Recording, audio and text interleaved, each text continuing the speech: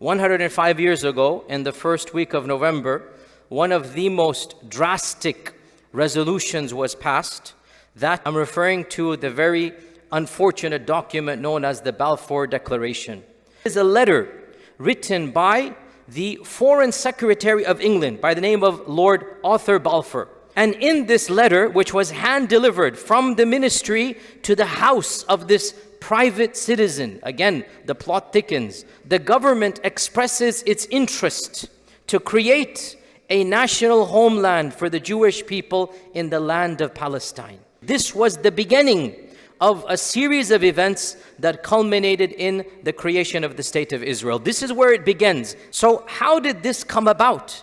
Remember, at the turn of the century, less than 3% of Palestine was inhabited by Jewish people. So how could this letter come about that is saying in this 3% Jewish land, we're going to make it an entire Jewish land? This is what the Balfour Declaration is. The Sykes-Picot Agreement is a secret plot between Russia at the time was on the side of the Allied forces. You have to understand, Russia, World War II switches. In World War I, it's on the side of England. Russia, England, and France, all three agree that once we win over the Ottoman Empire, we're going to carve the Middle East, and each one of us is going to get a share of the prize. So the Arabs have been lied to, and they didn't know this. Now, these two documents, one public, one private, now a third one private comes. Triple crossing. The British double-crossed the French and the Russians as well. Literally, this was their tactic. And they sent this secret document to Lord Rothschild, known as the Balfour Declaration. Herzl dies, and the second in charge, his name is Chaim Weizmann. Chaim Weizmann takes charge. Chaim Weizmann is a chemist. He moves to England. He becomes a professor of chemistry in Manchester. And he patents certain products. Long story short, is it the production of acetone, I think it is, which is needed in bombs. And so World War I happens. His patents become popular. He becomes multi-billionaire. He becomes filthy rich because he has invented a procedure to invent bombs, basically, making it simplistic. So he becomes extremely wealthy. With that wealth, he develops ties with the British government. Wealth changes everything. Wealth changes everything. And he becomes friends with the prime minister at the time. Who was the prime minister? In 1905, Lord Balfour was the prime minister. A lot of people don't know this. So Weizmann goes to Balfour and says, hey, if you promise a homeland, this is going to aid you guys in World War I. It will help you guys in your efforts in this great war.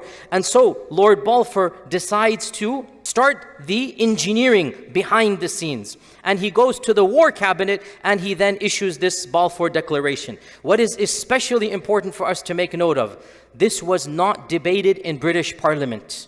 The Parliament did not come together and talk about the Balfour Declaration. This issue was not debated in Parliament. Rather, a small group of ministers on the aptly called War Committee. The War Committee, 5 people. And amongst them is Lord Balfour. Again, Balfour used to be prime minister. Even though he's now the foreign secretary, his power is a lot. Imagine he used to be prime minister. Imagine his connections. Imagine his clout. So Lord Balfour makes sure this war cabinet issues this agenda, this Balfour Declaration. They knew that if they're going to say to the world that we're going to create a Jewish nation, a state, it's going to cause problems.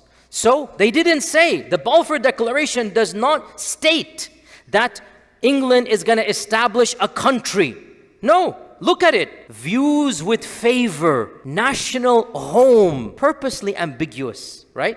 Now, the intention was a state, but the language does not state that. In the document, it says the local population of non-Jews, their rights must not be trespassed against. They say non-Jews. They don't say Muslims and Arabs. 95% of the people are Muslim.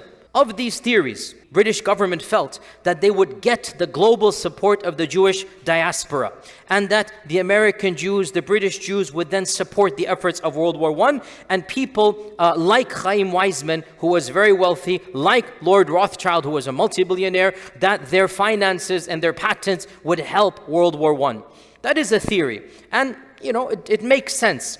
At the same time, one could point out that these are few individuals, and the bulk of world Jewish people are not interested in Zionism. So one can say that this didn't seem like a wise move. Others have pointed out that during this time frame, if you know your history, the czars of Russia were overthrown, the Bolsheviks come to power. And many of the key Bolsheviks were actually of a Jewish background.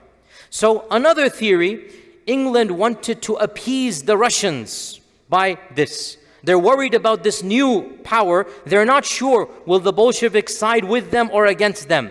So this is a theory. Allah knows best. A third theory is that they wanted to appease to the German Jews. So we have the American Jews, the British Jews, the German Jews, the Russian Jews. The German Jews under Wilhelm III, the Kaiser Wilhelm III. So at this time, remember, there is no Nazi party in Germany. This is 1917. German Jewish people, by and large, are living comfortable lives. So their support is for the Kaiser, which is the German side. They feel, maybe the British feel, if we give them Palestine, they might support us. All of these are theories. Why would England do this, right? Actually, their appeal is to Christians, and to Christians who sympathize with Zionism, and in particular to this country that we are living in right here, because America had not yet entered the war. And what is Christian Zionism? These are people of a Christian background who, for religious reasons, want the creation of Israel because they think it's going to expedite the coming of Jesus Christ. Trump appeals to them all the time. Remember, he moved the capital to Jerusalem. Why did he do this? For the Christian Zionist base, right? So the notion, therefore, the Balfour Declaration was meant to persuade America to enter the war and to side with the UK against the German forces.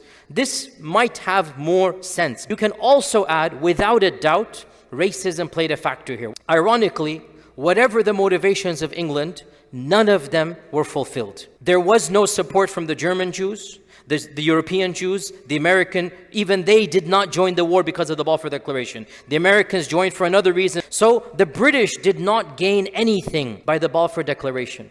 On the contrary, it created a set of problems that we are dealing with to this day. Because of the Balfour Declaration, more and more people were allowed to immigrate to Palestine, and they were immigrating so fast that even England had to stop the quota and say no more immigration. And when England said no more immigration, the Jewish people of Palestine became terrorists, well known, and they started killing British soldiers. And they engineered a very massive bombing in the King David Hotel, infamous bombing. Over 100 people were killed. Most of them were British.